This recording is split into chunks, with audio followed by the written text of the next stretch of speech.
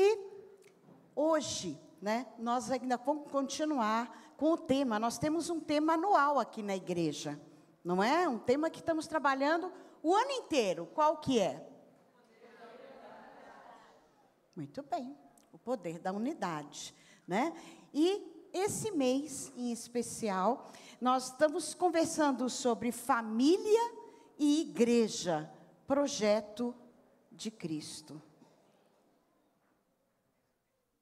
Família e igreja, projeto de Cristo. E semana passada já, o pastor Públio ministrou nas nossas vidas sobre um pouquinho desse tema, na questão dos homens, né? No sacerdócio na família. E hoje nós vamos também conversar e ver o que o Senhor tem quando o poder do Evangelho entra na família. O poder do Evangelho na família, ele pode transformar a história da tua família. Sabia disso? O Evangelho, ele pode transformar, ele pode mudar totalmente o roteiro de uma família. Ele pode. Quem crê? Amém, Maria Ângela. E toda a igreja também. Amém. Então, as famílias, né, elas se formam de muitos lugares, né?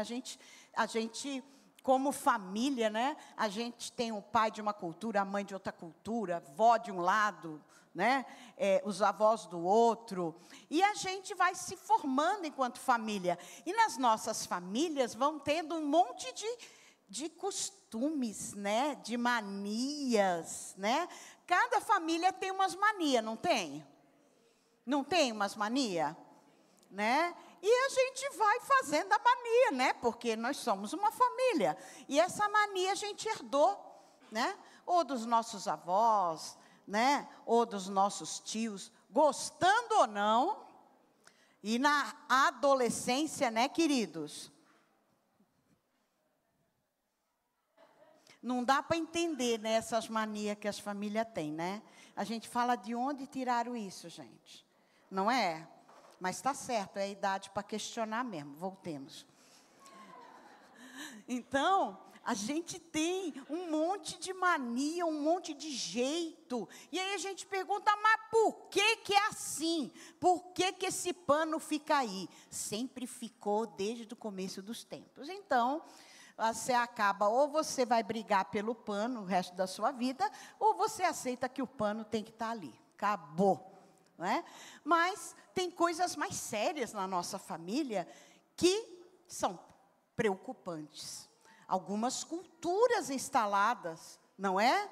E algumas famílias têm uma cultura muito forte, né, de coisas muito boas, de honestidade, né, de trabalho, de horário de acordar, não é? Todas essas coisas. Mas também tem algumas culturas, algumas tradições que não são legais, né?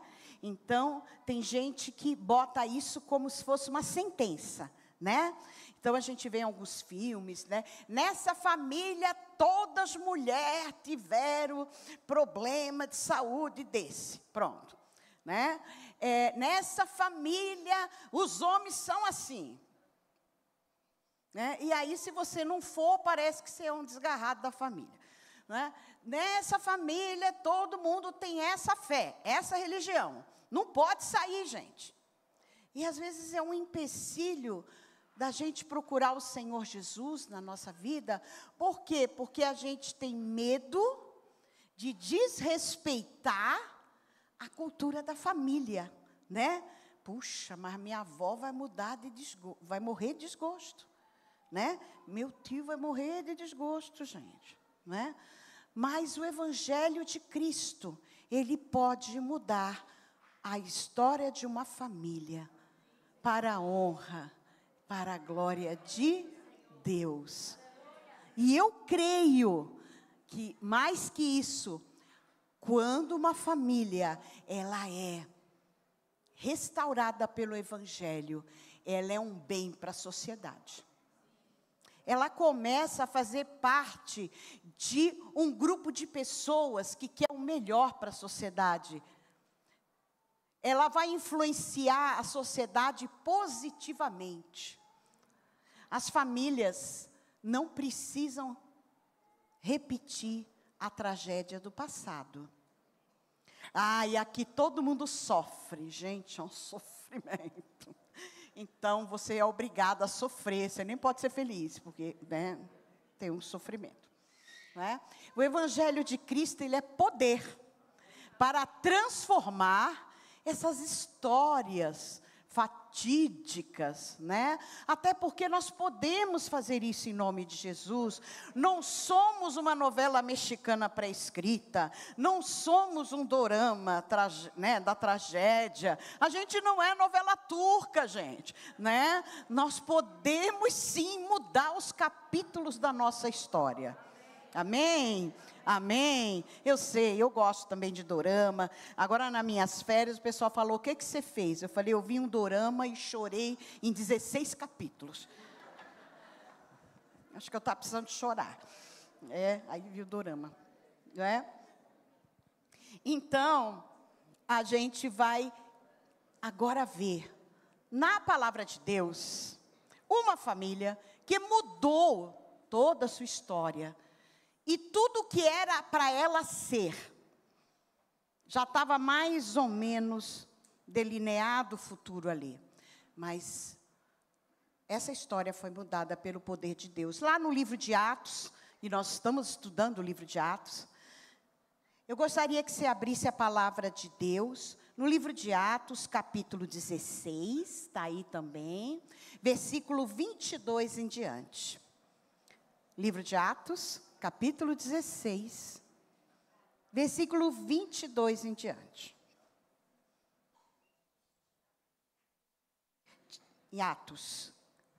Então, vamos lá. Então, a multidão se levantou contra eles, porque eles estavam na cidade de Filipos, e eles acabaram afetando lá na cidade uma fonte de lucro muito grande, e cada vez que você mexe na economia de uma cidade, é problema, né? Então, eles foram colocados na cadeia, né? Então, aqui, no versículo 22, a gente vai ler. Então, a multidão se levantou unida contra eles, e os magistrados, rasgando-lhes as roupas, aí é Paulo e Silas, mandaram açoitá-los com varas. E depois, a gente já vê aqui a cultura da cidade, né, gente? Uma cidade legal, né? Uma cidade boa, né? As pessoas chegam lá, os visitantes, né? O turista, chega lá, fez uma coisa que você não gostou, pronto. Já rasga a tua roupa, já bate em você, né? É um negócio complicado aí, né? Enfim, e depois de lhe darem muitos açoites, os lançaram na prisão, ordenando ao carcereiro que os guardasse com toda a segurança. Eles viraram, começaram na cidade de Filipos, pregando Jesus, levando a mensagem de salvação, e acabaram como criminosos de alta periculosidade, né? Então, é o criminoso do criminoso, porque os magistrados falaram para trancar eles bem trancadinho, né? Ordenando ao carcereiro que guardasse com toda a segurança, porque eles eram pessoas ruins, eles podiam fugir, eram perigosos, não é? E recebendo tal ordem, o carcereiro levou-os para o cárcere interior, que é embaixo do embaixo, né? Assim. As cadeias, as prisões já eram subterrâneas, né? Então, lá para baixo, assim, né? Bem lá no subsolo, onde passa o metrô, né? E prendeu os pés deles no tronco, para eles não fugirem, né? Porque eram pessoas extremamente perigosas. Por volta da meia-noite, Paulo e Silas, eles tinham apanhado, os pés deles estavam presos nos troncos, né? Paulo e Silas oravam e cantavam louvores a Deus. A vida dele estava legal, gente? Estava não. Estava não. Quem mandou eles para lá? Deus. Porque eles queriam ir para outro lugar. Eles queriam ir para Bitínia. O plano de Paulo era ir para Bitínia. Entendeu? Aí o Senhor deu um sonho lá. Não, vocês vão para cá. Ele foi para Filipos porque Deus mandou. Deus mandou eles para Filipos. Começou tudo bem com Lídia, tal, não é? Aí deu problema na cidade e eles vieram parar agora na prisão. Mas meia-noite, eles oravam e cantavam louvores. E os demais companheiros de prisão escutavam. Queridos, eles estavam na prisão inferior, embaixão. Porque eles eram os perigosos. Eles cantaram, oravam, e os outros presos ouviam. Pensa. Sem microfone, Chico. E tinham apanhado. Só para a gente imaginar a cena, tá? E aí, então, de repente, eles estavam cantando, eles estavam orando, sobreveio um tamanho terremoto que sacudiu os alicerces da prisão. Todas as portas se abriram e as correntes de todos os presos se soltaram. O carcereiro não deu glória a Deus, gente. O homem ficou em crise, o negócio foi feio. Já pensou? Tu tá cuidando lá de uns 30 cara, perigoso, criminoso. Tá no teu turno. Tu tá lá, né? Ai, agora acho que tá tudo bem, né, gente? 11h30 da noite, esse povo caiu de sono, né? Eu vou dar uma cochilada. O carcereiro despertou do sono.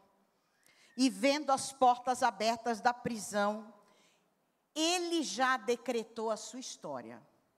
Ferrou. Acabou. Minha vida acabou. Meu mundo caiu e é agora. Entendeu? Ele já viu. Eu sou responsável. As portas estão abertas. Esse povo vai fugir. E os magistrados vão vir.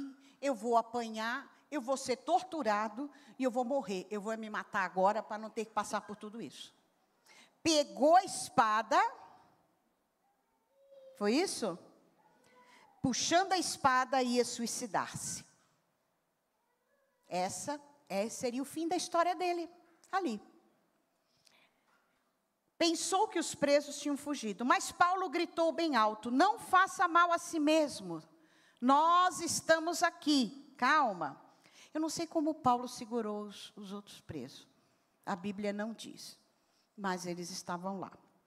Então o carcereiro, tendo pedido uma luz, a cadeira toda escura, né? Entrou correndo, trêmulo, prostrou-se diante de Paulo e Silas. E depois, trazendo-os para fora, disse: senhores, o que eu devo fazer para que seja salvo? Eles responderam: creia no Senhor Jesus, e você será salvo, você e toda a sua... Não era só a história dele que ia ser mudada. Ia ser a história da sua casa, da sua família, né? E pregaram a palavra de Deus ao carcereiro e a todos que faziam parte da casa dele. Ele chamou a família lá para perto da prisão, gente. Naquela mesma hora da noite, aquele carcereiro, cuidando deles, lavou as feridas dos açoites. Logo a seguir, ele e todos os membros da sua casa foram batizados. Então, levando-os para a sua própria casa, que eles estavam ainda na cadeia, ali pertinho e tal. Levaram Paulo e Silas para casa, deu de comer, e com todos os seus, manifestava grande alegria por ter crido em Deus. Quando amanheceu, os magistrados enviaram oficiais de justiça com a seguinte ordem para o carcereiro: ponha aqueles homens em liberdade. Então o carcereiro comunicou isso a Paulo, dizendo: os magistrados ordenaram que vocês fossem postos em liberdade. Portanto, vocês podem sair. Vão em paz. Vamos orar? Senhor Deus, nós te louvamos pela tua palavra. E que texto, que palavra linda essa. Que registro lindo esse, Senhor, que Lucas fez, para que pudéssemos hoje estar lendo, meditando, aprendendo, ao início daquela igreja ali em Filipos. Essa segunda família que foi atingida ali, pela tua graça, pela tua misericórdia. A história de uma família que foi mudada completamente. Ó Senhor, te pedimos que teu Espírito Santo complete em nossos corações tudo aquilo que eu não tiver condição de falar, mas teu Espírito Santo complete. E que possamos sair daqui entendendo o poder do teu Evangelho, em nome de Jesus. Amém. Amém, povo de Deus. O carcereiro de Filipos. Esse texto fala sobre esse carcereiro. Ser carcereiro não era para qualquer um. Não pegavam qualquer um para ser carcereiro, tá? O carcereiro, primeiro, ele tinha que ser alguém de confiança dos representantes do Império Romano. Porque todo o judiciário era do Império Romano. Eles que decidiam, né, com seus representantes. E a gente vai ter, então, o Império Romano até é a base de todo o direito, né? O Império Romano, ele trouxe as bases do que conhecemos hoje por direito. Então, eles tinham essa questão judicial muito bem organizada, não muito bem executada, mas era mais ou menos organizado o negócio. Então, as cadeias, né, os julgamentos eram todos feitos por magistrados aprovados pelo Império Romano. E também o carcereiro tinha que ser de confiança do Império, porque ele estava lá para defender o quê? O Império.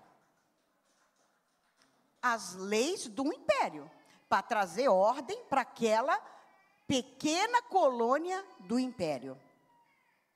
E aí, ele tinha que ser alguém de confiança, ele tinha que manter a ordem na cadeia. Não era uma pessoa agradável e gentil, né, gente? Não é não? Para manter a ordem na cadeia. Né? Se fosse alguém muito gentil, muito delicado, não dá não. Né? Ele tinha que manter a ordem na cadeia com pessoas que não gostavam de respeitar a ordem. Né? Ele era preciso também, isso a gente vai ler nas literaturas romanas, né, na tradição romana, todo carcereiro, ele fazia um cursinho básico de tortura.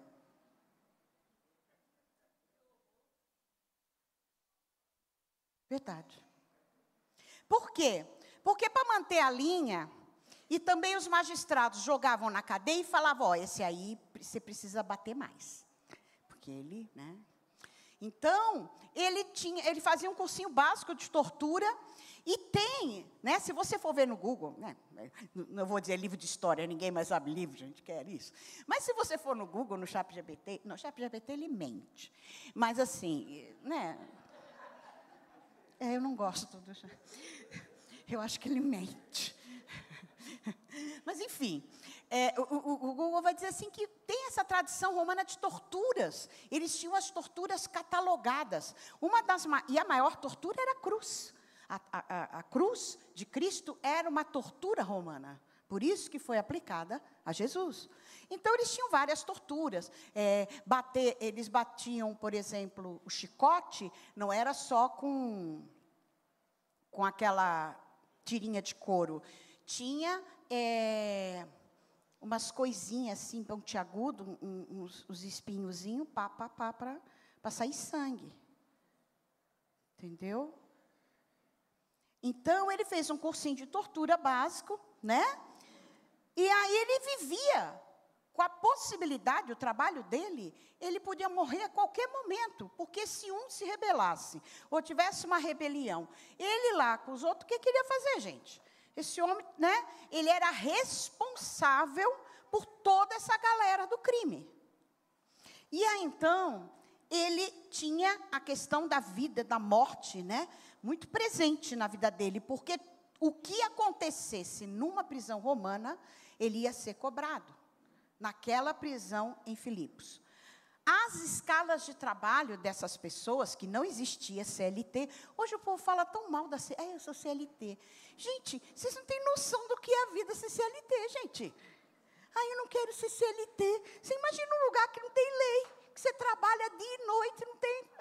Cara, né, hoje está uma mania, né, de falar mal da CLT, cara, não tem noção do que é vida sem CLT, não, né? Pessoal novidade aí, pessoal novinho, não tem noção, não. Mas, enfim, não tinha CLT. Você trabalhava mesmo, até cansar, né? E eu acho que o turno dele era esse turno da noite, aí. A noite inteira. Aquele dia, aquela noite, seria um plantão como qualquer outro. Não é? Depois você está um tempão trabalhando no negócio, não é? E faz a mesma coisa todo dia, no seu trabalho, tem trabalhos que são repetitivos. Você fala assim, lá vou eu para o trabalho. Eu vou encontrar aquela pessoa, o chefe vai falar isso, a hora do almoço vai ter isso, papapá, a tia do café vai dizer... Você mais ou menos sabe como vai ser seu dia. Aquele homem também. Seria um plantão como todos os outros naquela cadeia e no turno daquele carcereiro. Sem novidade. Quando a gente... esse negócio de sem novidade, né? Qualquer vigilante que você pergunta... É muito interessante, né? Né? Às vezes a gente pergunta assim, e aí, tudo bem essa noite? Os vigilantes falam assim, tudo bem, sem novidade. Né? Então, ia ser um plantão sem novidade. Né? A rotina era a mesma, ele fazia tudo o que as autoridades mandavam, né? Botava o preso com corrente, trancava os presos para não fugir, e ali, administrava ali aquela questão. Ia ser isso. Só que não. Aquela noite seria uma noite diferente. Aconteceu o improvável. Não foi uma noite comum de trabalho. As estruturas da vida dele foram abaladas por um terremoto. Ele estava pronto para viver aquele plantão. Vou até dar uma dormida aqui, tal, amanhã será outro dia, já entrego meu plantão para o outro e vida que segue. Assim como a escuridão dominava aquela cadeia, né?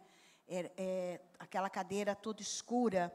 Aquele homem ficou sob o domínio do medo e quase acabou com a sua vida. Seria o fim dele. A vida dele era tão escura quanto o local que ele trabalhava.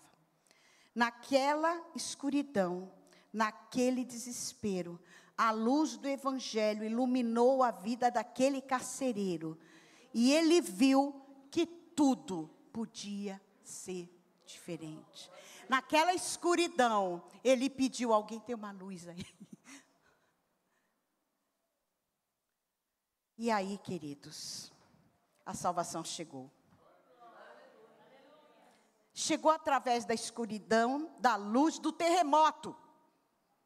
Chegou de uma forma que abalou completamente as estruturas da normalidade da vida dele e daquela família.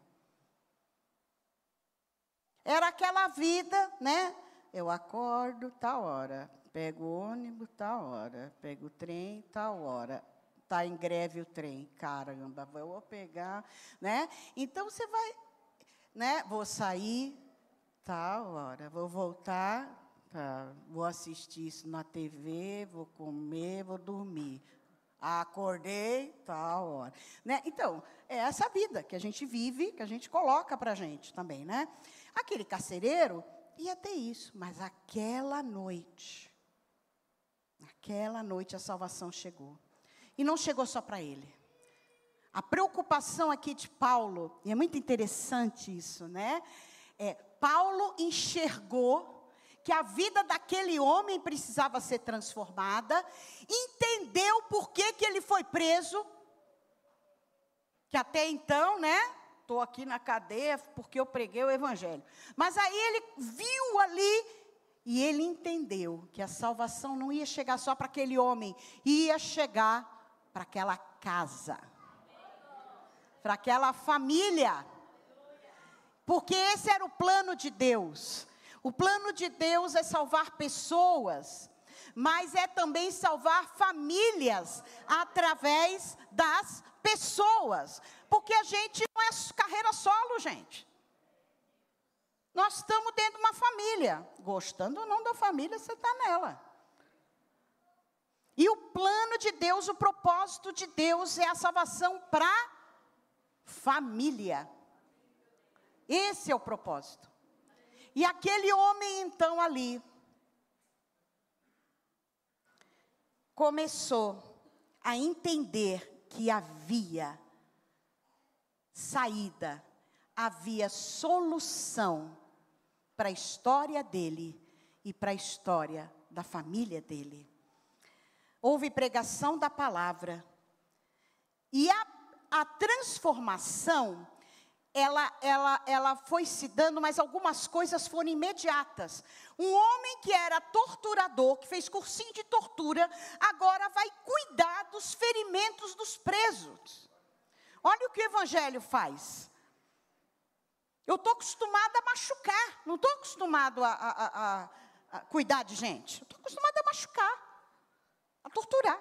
Mas ali na hora ele já olha o que eu fiz. Eles estão todos machucados, gente. E ele começou a cuidar do ferimento. E ali mesmo aconteceu o segundo batismo da igreja de Filipos. A segunda família alcançada pela igreja de Filipos, que provavelmente se reunia na casa de Lídia. E desse texto todo maravilhoso, nós vamos tirar algumas lições. Vida familiar na rotina não significa que as coisas estão bem. Não é porque na sua casa ninguém briga, porque às vezes não tem briga, porque as pessoas ficam quietas. E quando as pessoas ficam quietas, não é pela paz, é porque elas não aguentam mais às vezes. Então, rotina familiar não significa que está tudo bem. Vai bem, graças a Deus, né? Vai ver como Deus quer, né? A vida da família do carcereiro estava normalzinha, na rotina de sempre, sem novidade. Como é que está a minha família? Está tudo bem, a gente dorme, a gente acorda, a gente come, paga as contas, né? Um boletinho a mais, outro a menos, e vida que segue, é isso aí. Isso não é o plano de Deus para a tua família. Essa normalidade, sem nada, sem propósito, sem motivo, viver por viver. Estamos aí, né, gente?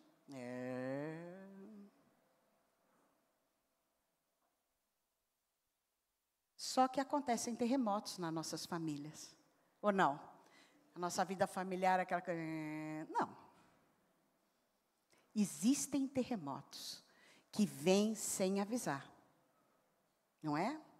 Existem terremotos que acontecem, está tudo normal, está tudo bem, nada acontece, daqui a pouco um diagnóstico.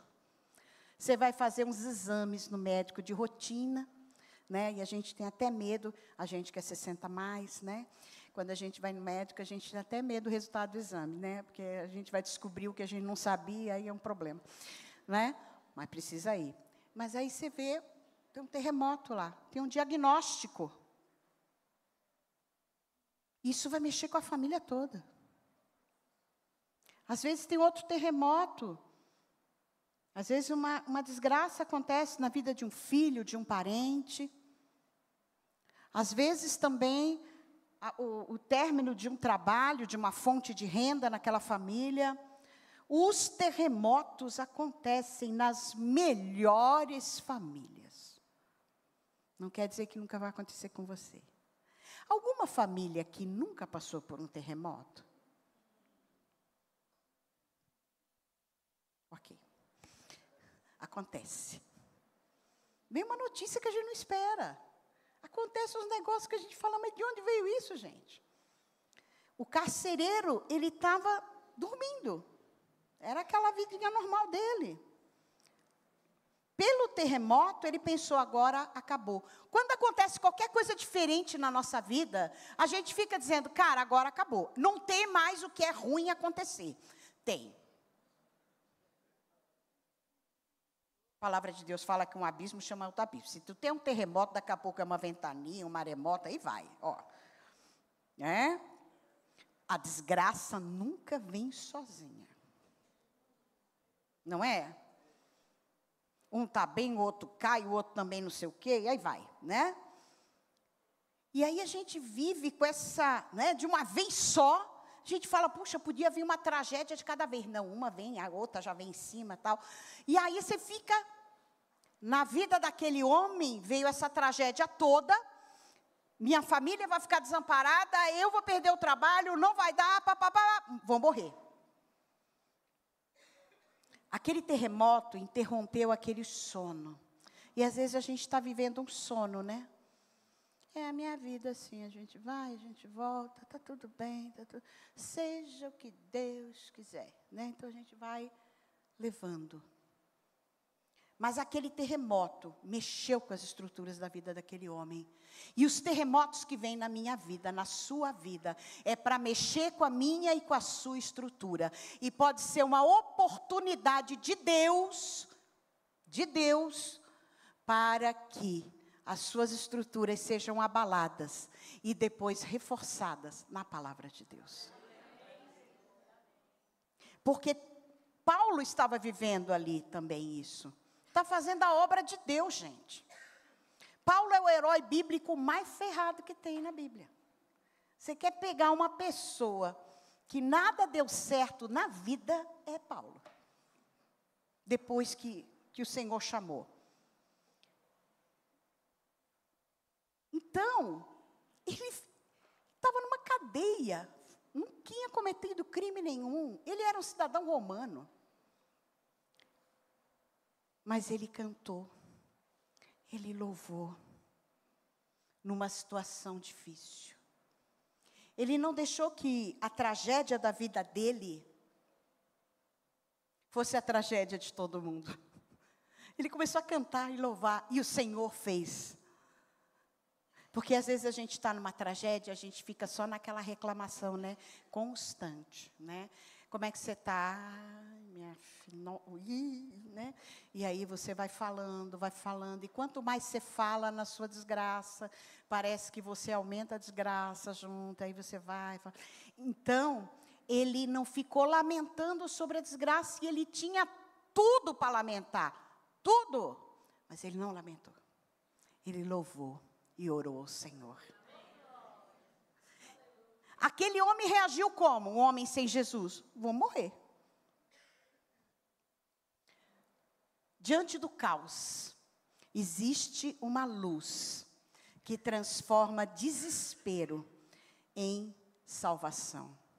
Diante das tragédias que acontecem, diante dos nossos problemas familiares, veja, eu sei que é difícil, com dor é muito difícil ver as coisas. Com tristeza é muito difícil ver as coisas. Mas veja o que Deus está querendo dizer para você. Porque vem coisa boa por aí. O carcereiro, ele não se matou porque Paulo gritou. E aí ele ainda falou assim, pega uma luz aqui, vem cá. Deixa eu ver se está tudo bem. Existe uma luz, existe a salvação que transforma essa escuridão, esse desespero. E aquele carcereiro pede a luz e fala, ai, o que eu posso fazer para ser salvo? Estou encrencado, né? O que eu posso fazer? E aí, com a luz, as coisas se esclareceram. Porque quando ele não estava vendo nada, aquele homem, ele pensou assim, acabou minha vida, acabou minha família, acabou minha existência. Ele já estava fazendo um filme da desgraça futura, né? Isso no escuro.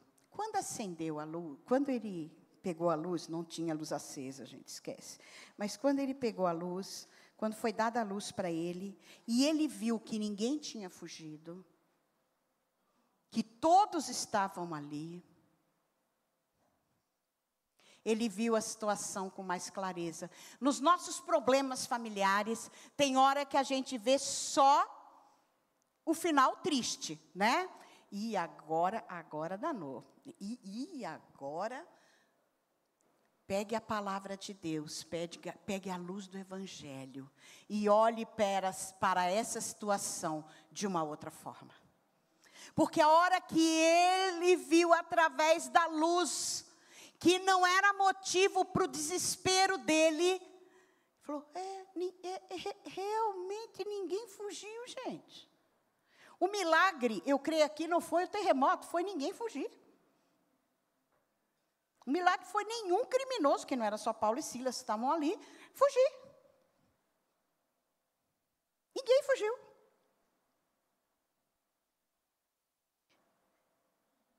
Estava tudo sob controle. Não dele, de Deus. Que a gente quer o controle nosso, né? Diante do caos, existe uma luz. O Evangelho de Cristo, ele muda comportamentos e costumes. O carcereiro agora, ele vai cuidar das feridas, das torturas que foram feitas em Paulo e Silas. E ele é batizado com toda a sua família. Ele manda chamar, veja bem que interessante, ele tem essa experiência espetacular e ele chama a família para ele.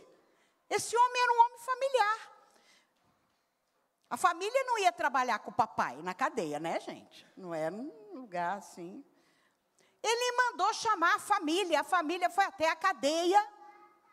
E ali, porque a palavra de Deus fala que foi ali mesmo, ele foi batizado.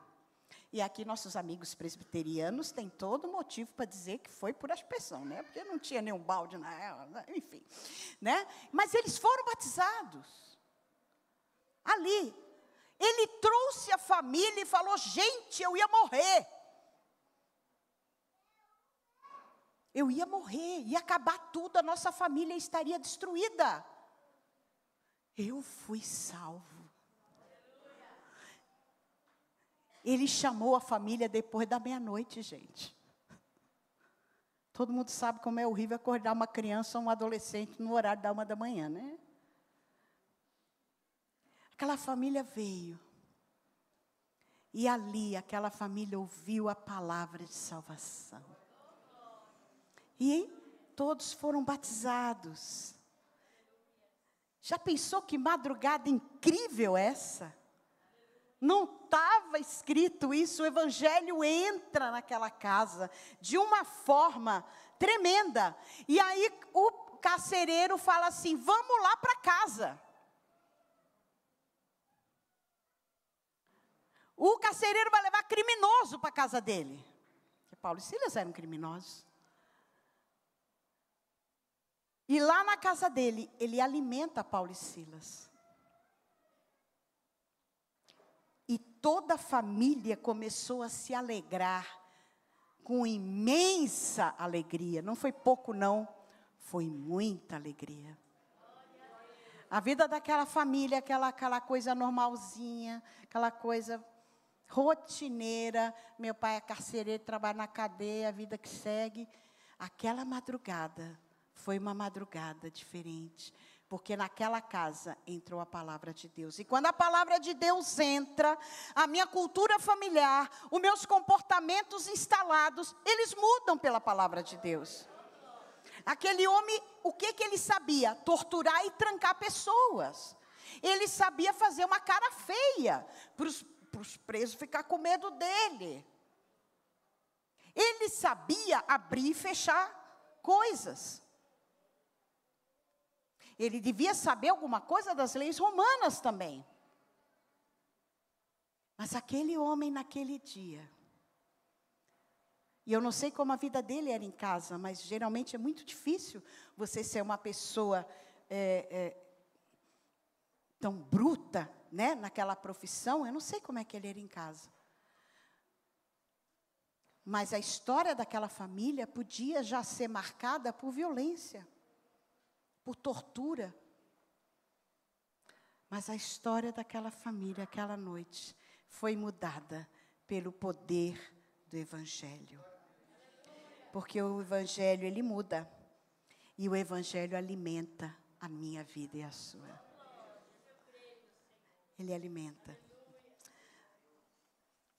Hoje parece que a gente está num grande sono coletivo social, né? Que tudo é normal, as coisas são assim mesmo. A gente está meio que anestesiado por rede social, por tantas coisas, né? E a gente vive meio que anestesiado, né? Dias passam, acordamos, trabalhamos, dormindo, preocupados com coisas muito urgentes. Será que são tão urgentes assim? Mas quando o terremoto vem, nós não estamos preparados, não. O desespero nos assombra e precisamos da luz de Jesus Cristo. Aí a gente desperta do sono. Ou faz uma besteira, que muitas famílias fazem isso. Acontece uma desgraça, ele faz uma besteira. Ou eu deixo a luz de Cristo entrar na minha casa e fazer diferença. Esse homem teve a chance, a oportunidade de conhecer a palavra de Deus. E o que eu acho mais bonito nesse texto é que ele poderia ficar só para ele ali, não é? Eu sou um carcereiro, glória a Deus, tal. Ele envolveu a sua família. Ele chama a família para viver tudo isso que ele viveu. Nós estamos dentro de uma família. Ou somos pai, somos mãe, somos tio, somos avô. Nós, às vezes, temos uma vida com Deus, legal, mas a gente tem que chamar os nossos para junto de nós. Aquele carcereiro entendeu que a primeira coisa para fazer na vida dele era chamar a família. Vocês vêm tudo para cá agora que eu tenho uma coisinha para contar. E era bom. Era uma coisa boa. Como que a gente enfrenta as tragédias na nossa casa, os problemas sérios, não é? As coisas que a gente não espera. Como que a gente enfrenta? A gente faz uma loucura. A gente faz um post. Estou triste. Estou arrasado. Não sei o que fazer. Né? Porque hoje em dia a gente está com raiva, a gente faz um post. Ou põe um versículo ameaçador. Também. Crente, né? Quando a gente vê, fala assim, aquela pessoa não está bem. Olha o versículo que ela pôs, gente. Né? Ai, você não pequeis, né? Aquela coisa. O que a gente faz quando a gente sofre uma tragédia, quando uma coisa muito difícil acontece na nossa família? Esse carcereiro deixou a luz de Cristo entrar. Jesus pode transformar qualquer cenário familiar. E aqui qualquer, em salvação. Ele pode mudar histórias familiares. Em nome de Jesus, Ele pode. Creia nisso. Creia no poder do Evangelho. Muitas histórias foram mudadas, e se você mudar a sua história à luz do Evangelho, os seus descendentes serão abençoados pela decisão que você tomou na tua família. Pode ser que até você foi tudo meio complicado mesmo. Não é? Aqui nessa família, tudo quanto é homem abandona a esposa. Tal, mas chegou na tua vez, não.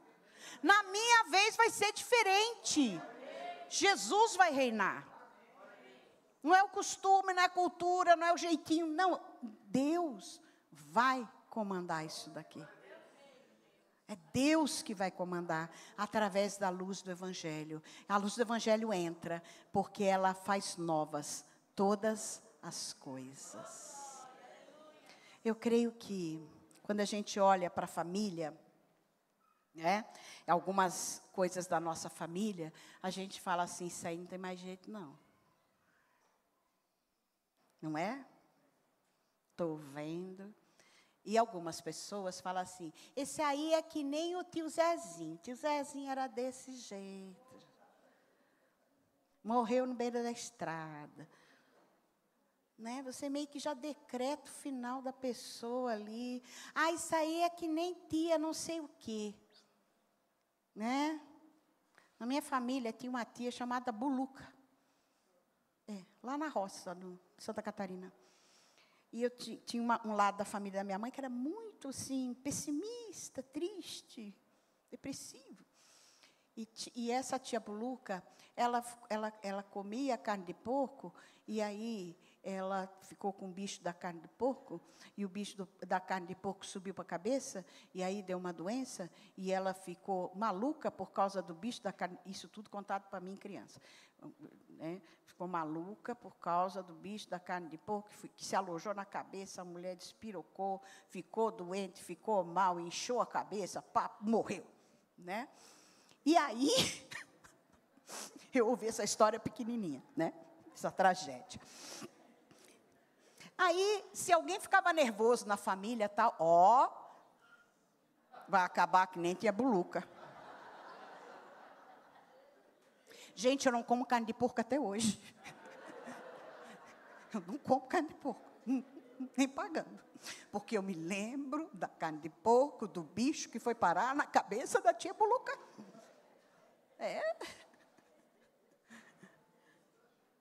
Uma tragédia. E aí qualquer coisa, tá com o mesmo sintoma da tia Buluca. A gente vivia sob o medo de morrer que nem tia Buluca, né? Não existe essa sentença quando Jesus entra na sua vida. Você não vai ter o mesmo fim que o tio tal, que a cunhada tal, que a prima tal. Não vai. Em nome de Jesus. Essa história vai ser mudada. Aqui nessa família todas as pessoas são assim. Não vai, gente. Não vai ser assim. Em nome de Jesus. Porque quando o evangelho entra, você começa a viver a nova vida em Cristo. As coisas velhas, eis que tudo em Jesus.